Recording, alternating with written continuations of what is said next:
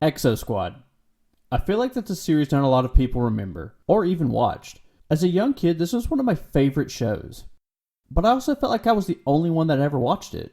None of my friends ever knew what I was talking about when I would bring it up to them. But even now, I still consider this one of the greatest cartoons that I've ever seen. Maybe even one of the better shows that I've seen as well. It had a great story and the animation was fantastic. The series lasted 52 episodes. And for me, one of the most intriguing things was its serious tones. Again, this show was made specifically for children to sell toys. But it was also one of the rare shows that actually had a good compelling story behind it too. Serious tones of war, slavery, prejudice, and also death were explored in this cartoon. It's the kind of thing that doesn't seem to get made for children anymore. It seems we try to keep everybody in a bubble and we don't want to expose them to these real world scenarios. And I get that to some extent. But I'm also thankful that I got to see a show like this so early on. I liked when cartoons or any show in general that were targeted to children didn't treat you like a child. Shows created for children that also have some adult themes in them seem to be some of the best shows I've ever seen. If a child and a parent can both sit down and enjoy a show, then I think that's a win. The series was also anchored by some pretty impressive casting. And maybe it's impressive just because I grew up with a lot of these voice actors. Gary Chalk, who voiced Optimus Primal in Beast Wars, is in this show. I loved Beast Wars as a child. Maybe one of the most famous voice actors is Robbie Benson. He actually voices the Beast in Beauty and the Beast. Michael Donovan and Michael Benier are both voices from Reboot, another show that I may go over in the future. Michael Benier was actually the voice of Bob, the main character from Reboot. And there's plenty of other great voice talent in the show as well. Those are just the ones that stood out to me. But let me dive into what this series was about so you can have a better understanding. I hope that there's actually some people out here that remember seeing this show. Let me know down in the comments if you remember this show or if you had any of the toys.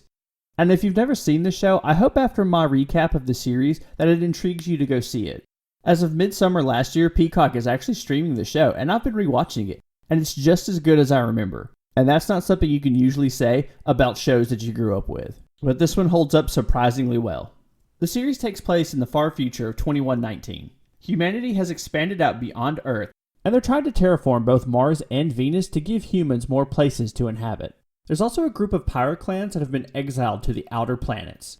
These pirates attack space freighters and steal loot from them. This becomes a growing threat to the Terran government. They send out the Exo fleet deep into outer space to be able to fight this growing threat. This means that the homeworlds are going to be defenseless when it comes to the growing threat at home. This is where we're introduced to the Neo-Sapiens. Neo-Sapiens are artificial beings that were created to basically be slaves to assist humanity in terraforming both Mars and Venus. 50 years prior to the series taking place, there was a rebellion of the Neo-Sapiens. The Terran government was able to squash it rather effectively. Now, while their lives did improve, they were still basically slaves at the end of the day. They did not have the same basic freedoms that humans did. This is when we're introduced to Phaeton. He's actually the one that's going to engineer this new revolt. And with the Exo fleet dispatched, he's going to be able to capture the homeworlds with very little effort. Again, they were left defenseless to take on the pirate clans in deep outer space. This is going to be referred to as the Neo-Sapien War. The series is going to follow ExoSquad. ExoSquad is an elite Terran unit. They are mecha pilots. They hook into giant mech machines that hook into their brainstem. This allows them to be able to move the machines based off of what they're thinking. These mecha suits to me were really the big draw as a child. They're just so cool. I actually have a lot of my old ExoSquad toys stored somewhere. But I want to give you the 8 members of the ExoSquad. Leading ExoSquad is Lieutenant Commander J.T. Marsh. Next up is Nara Burns. She's actually the least experienced member of the team, but soon she'll actually become the new squad leader. Next up is Lieutenant Margaret Maggie Weston. She's the repair specialist. Next up is Sergeant Rita Torres. She's the second in command to ExoSquad. Then we have Alec De Leon. He's the communication specialist. His mech is actually outfitted in a way that allows him to be able to communicate over long distances. Next up we have the longest serving trooper, which is Wolf Bronsky. He's a bit of a slob, but he has a heart of gold. Kaz Takagi is another rookie on this team.